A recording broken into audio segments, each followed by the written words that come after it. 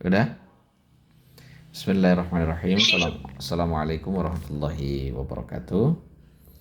Alhamdulillah, sahabat-sahabatku sekalian, Bapak Ibu yang kita hormati. Saat ini kita sedang bersama dengan salah satu mahasiswi disabilitas yang ada di mana, Nisa?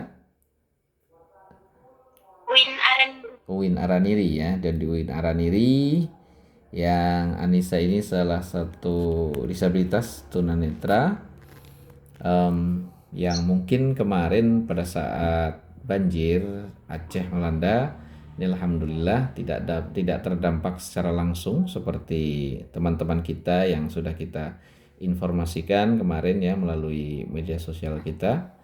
Namun pastinya kalau di Aceh ini semua masyarakat, sebaik itu disabilitas maupun tidak disabilitas, baik itu yang terdampak, yang langsung terdampak maupun yang tidak langsung terdampak, pasti merasakan bagaimana susahnya, bagaimana repotnya kita ketika pasca banjir tersebut, atau dimulai dari banjir sampai dengan pasca banjir tersebut. Nah, ini yang harus kita sadari bahwasanya di Aceh untuk saat ini, sampai saat ini pun beberapa wilayah itu masih belum normal. Artinya teman-teman yang terdampak secara tidak langsung pun itu merasakan bagaimana dampak dari banjir yang sempat melanda Aceh 2 bulan yang lalu ya. Nah, saat ini kita bersama dengan Anissa.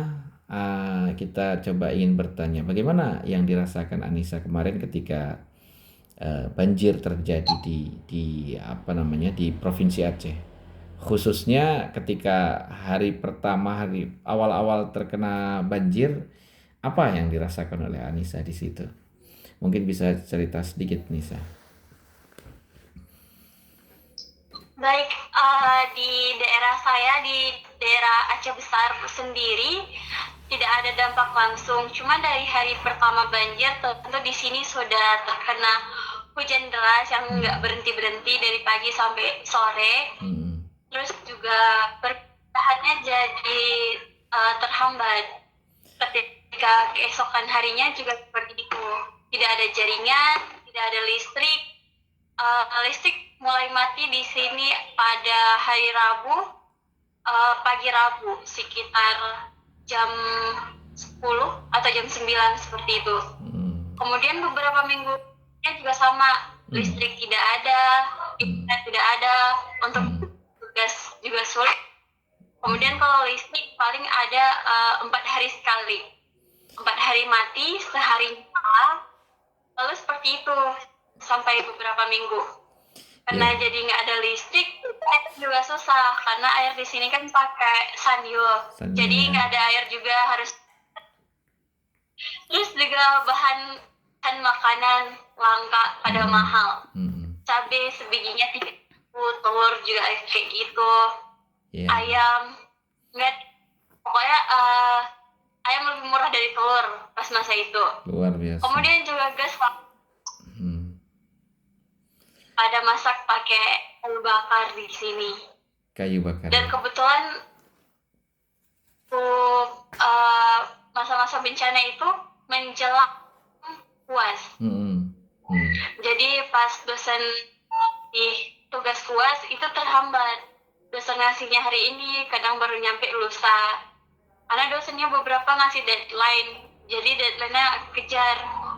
Ya tugas UAS-nya jadinya berantakan seperti itu. Oke, kalau dari sisi keadaan seperti itu, apakah untuk perkuliahan itu masih berjalan atau kemarin langsung diliburkan nih waktu kejadian pasca banjir itu? Pas minggu pertama masih berjalan, cuman pihak dosen yang kan. Karena ada beberapa dosen yang rumahnya juga udah mulai kena banjir sedang kayak gitu.